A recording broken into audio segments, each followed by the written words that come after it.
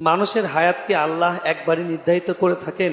যদি তাই হয়, পরবর্তীতে হায়াত বাড়ে কমে কিনা, চিকিৎসা করলে বাড়ে, এ ধরনের কথা বলার কি যৌক্তিকতা, একটু যদি বুঝিয়ে বলেন।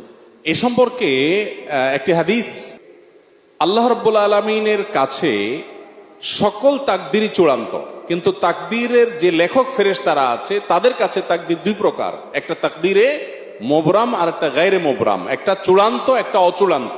ধরুন একটা মানুষ তিনি অসুস্থ হয়েছেন বা অ্যাক্সিডেন্ট করেছেন, এখন সে যদি টাইমলি হাসপাতালে যায় ট্রিটমেন্ট করে তাহলে সে এই পরিমাণ হায়াত পাবে, এটা হলো ঝুলন্ত মুআল্লাক বলতে পারেন।